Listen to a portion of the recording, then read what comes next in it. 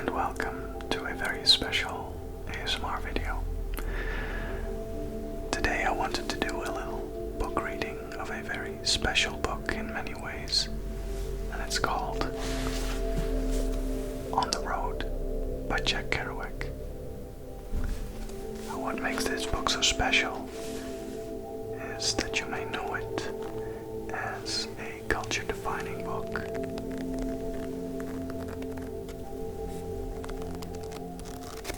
Of post-war, non-conformative movements like the hippie culture.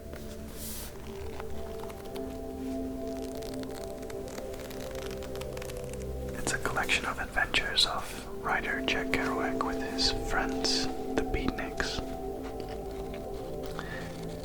What makes this book so special, aside from the fact that it inspired the movement, is that when Kerouac started to write this, he wanted to write it in a way that resembled what he called improvisational prose. This was inspired by the fluidity of jazz music. So what he did is he sat down at his typewriter, like one of these, and he fed it with one long scroll of paper. And he sat down and wrote the whole book in one sitting, sending his thoughts directly onto the paper.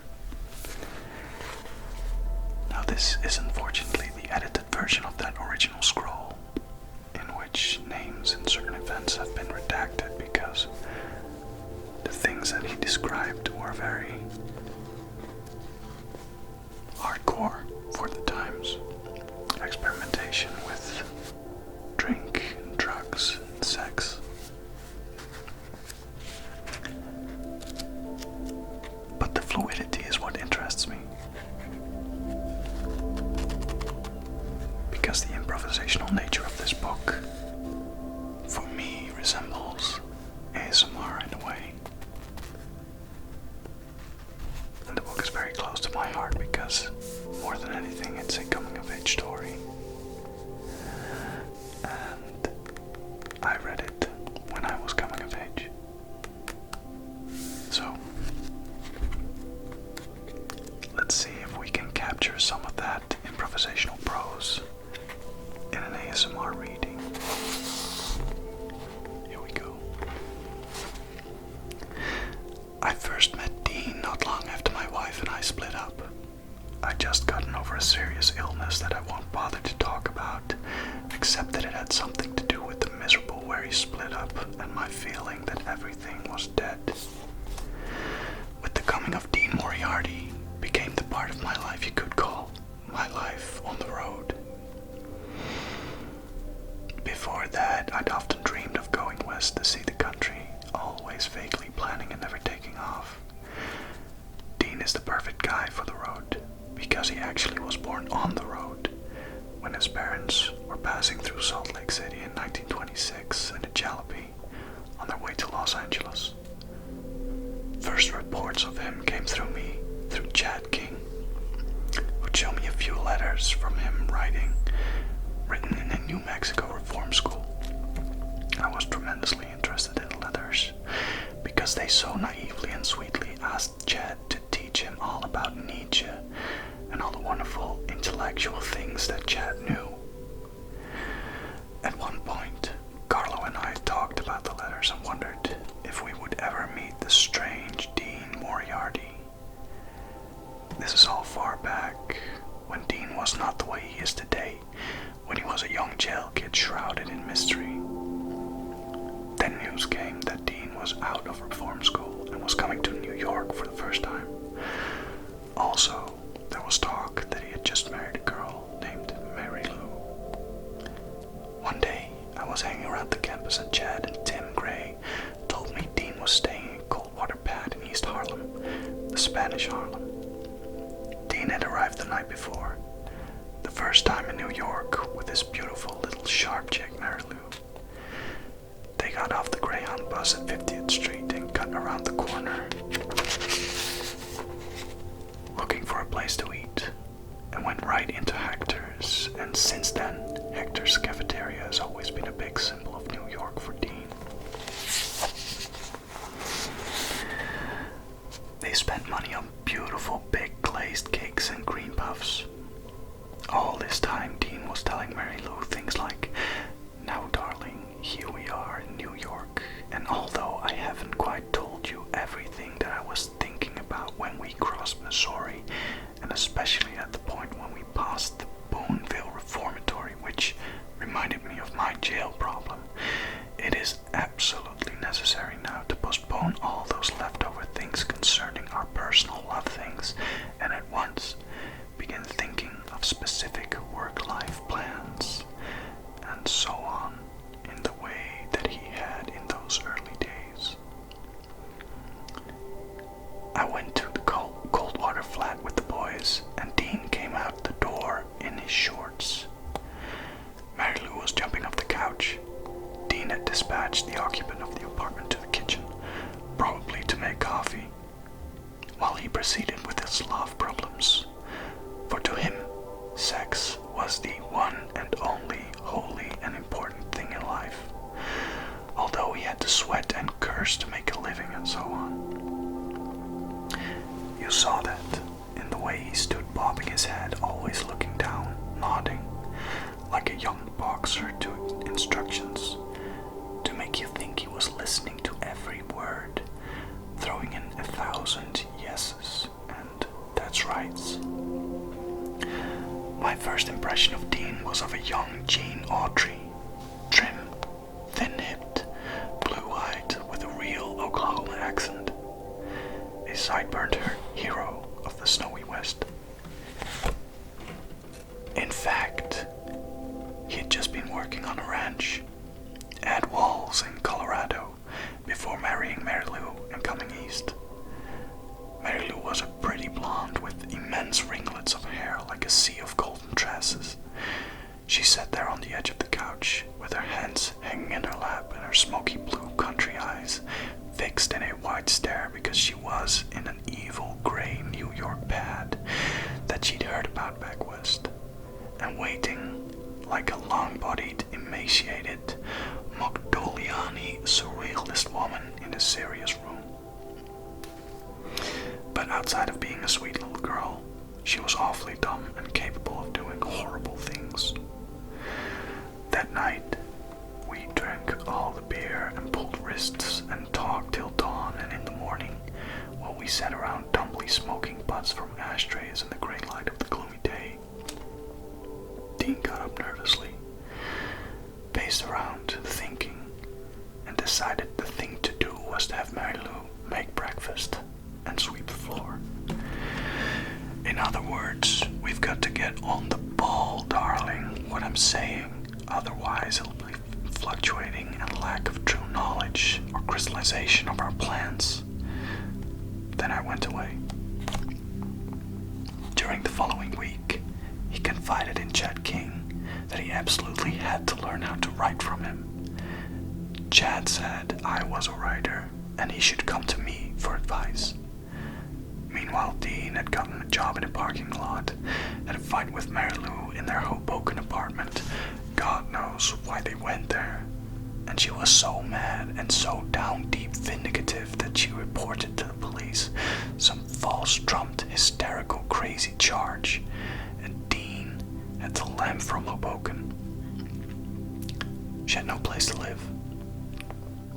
He came right out to Patterson, New Jersey, where I was living with my aunt, and one night, while I was studying, there was a knock on the door, and there was Dean, bowing, shuffling obsequiously in the dark of the hall and saying, "Hello, do you remember me, Dean Moriarty? I've come to ask you to show me how to write." "And where's Mary Lou?" I asked, and Dean said she'd apparently hoarded a few dollars together and gone back to Denver, the whore.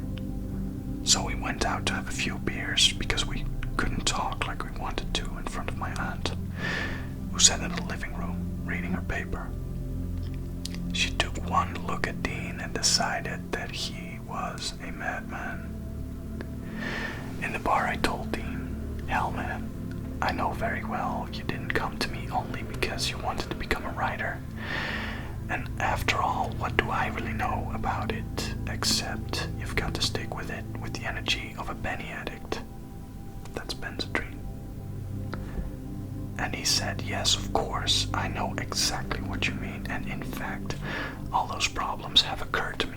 But the thing that I want is the realization of those factors that should one depend on Schopenhauer's dichotomy for any inwardly realized, and so on, in that way.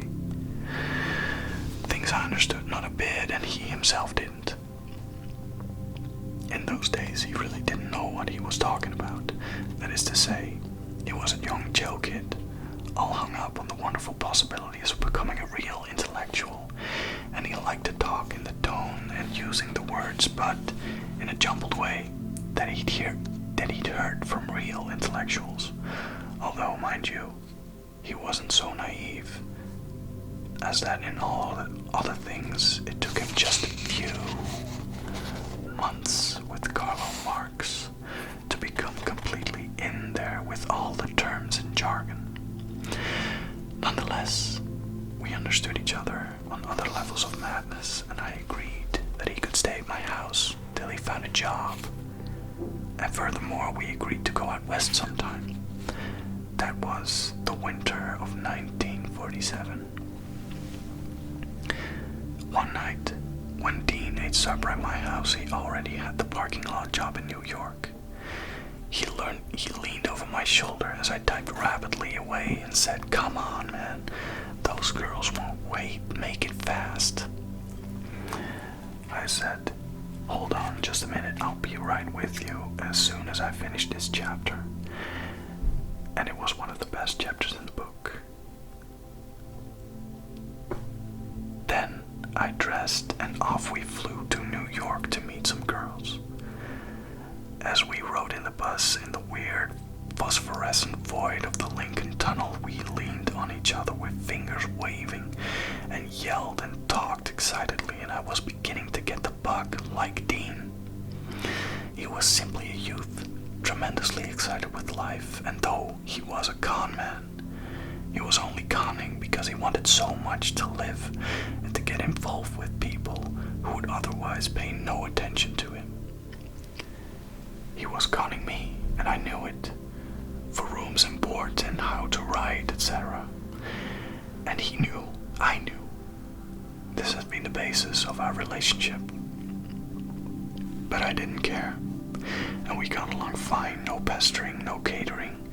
We tiptoed around each other like heartbreaking new friends. I began to learn from him as much as he probably learned from me. As far as my work was concerned, he said, "Go ahead. Everything you do is great." He watched over my shoulder as I wrote stories, yelling, "Yes! That's right, wow, man, and phew," and wiped his face with his handkerchief. Man, wow, there's so many things to do, so many things to write, how to even begin to get it all down, and without modified restraints and all hung up on like literary inhibitions and grammatical fears. That's right, man, now you're talking. And a kind of holy lightning I saw flashing from his excitement and his visions, which he described so torrentially that people in buses looked around to see the overexcited nut. In the West, he'd spend a third of his time in the pool hall, a third in jail, and a third in the public library.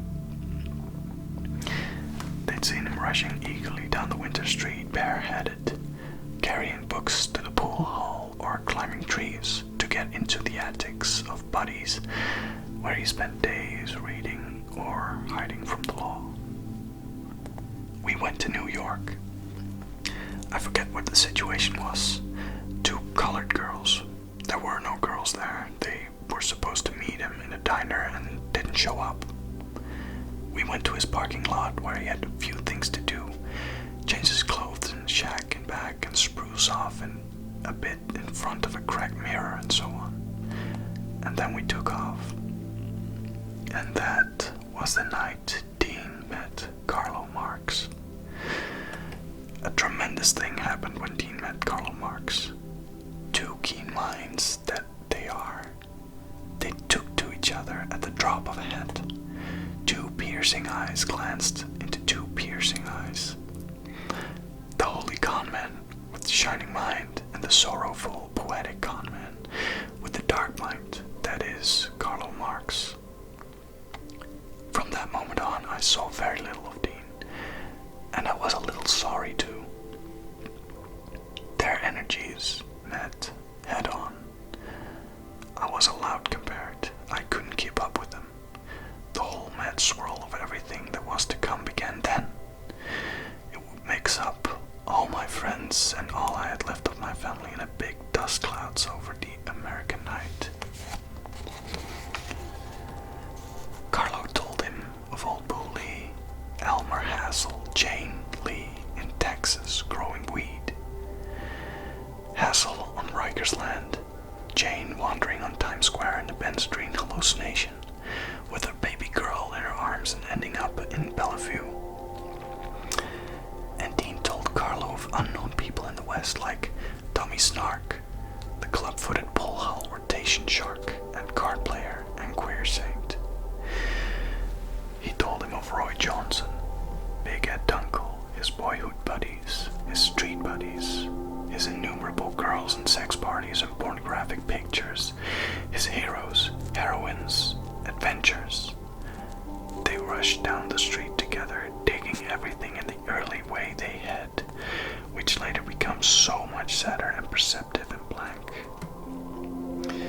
But then they danced down the street like dingle toadies, and I shambled after, as I've been doing all my life after people that interest me. Because the only people for me are the mad ones. The ones who are mad to live, mad to talk, mad to be saved, desirous of everything at the same time. The ones who never yawn or say a commonplace thing, but burn, burn, burn like fabulous yellow Roman candles exploding like spiders across the stars. And in the middle, you'll see the blue center light pop and everybody goes, ah. What did they call such young people in Goethe's Germany?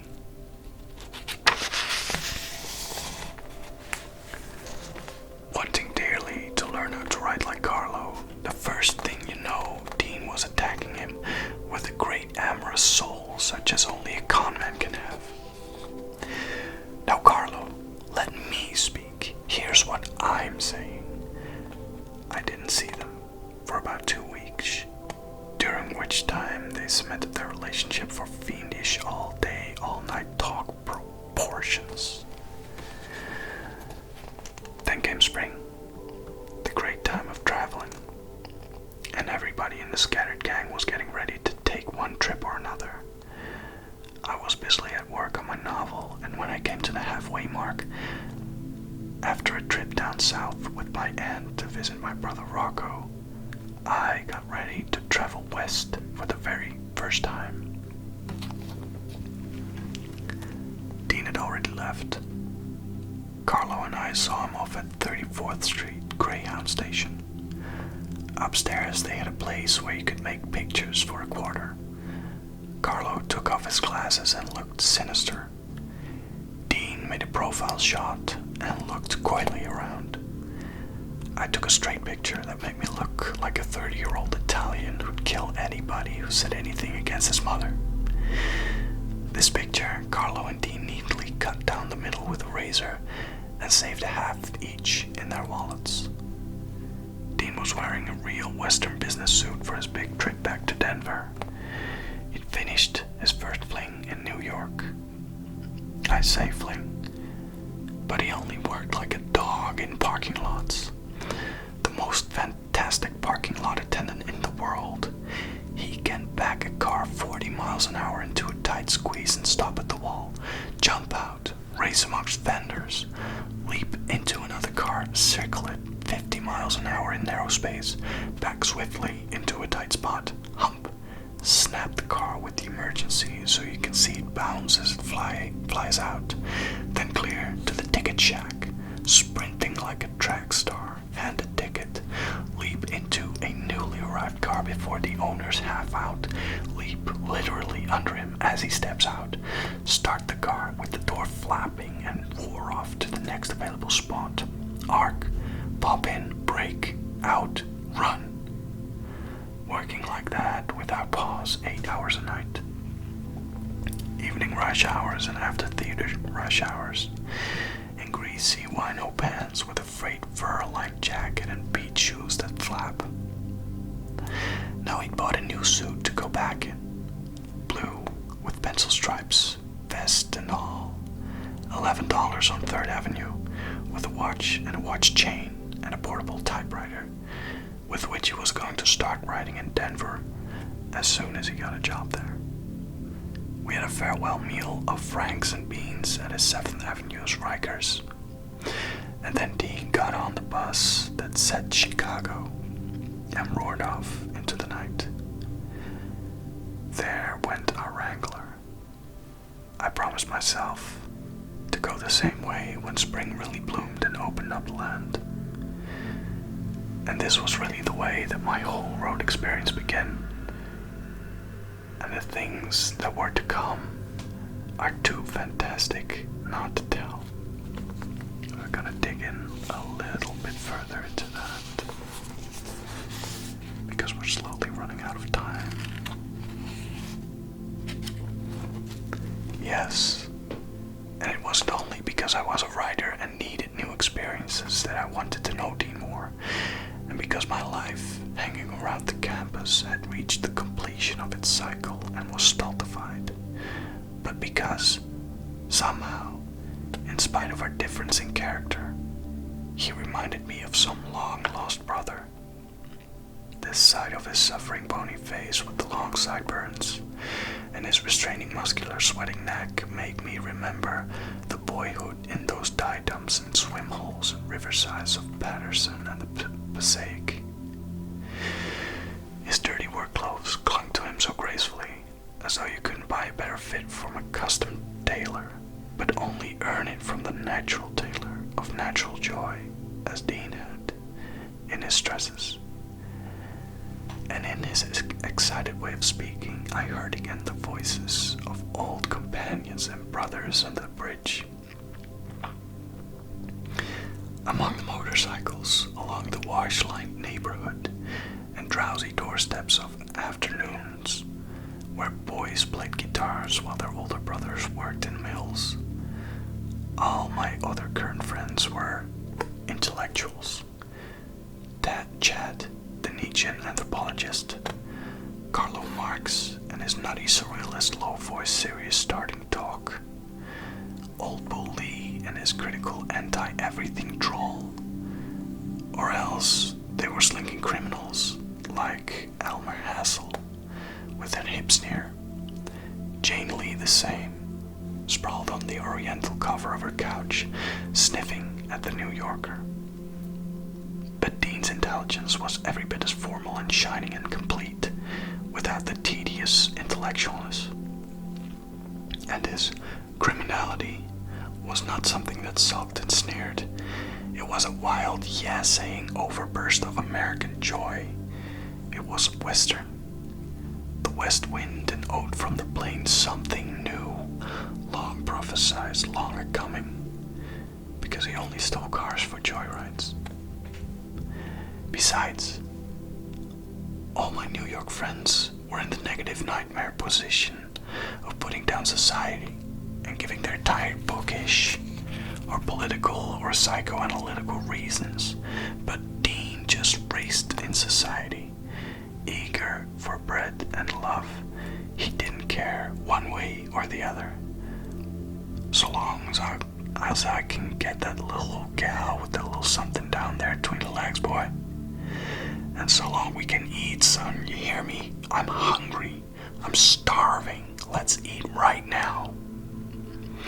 And off we'd rush to eat, whereof, as saith Ecclesiastes, it is your portion under the sun. A Western kinsman of the sun, Dean.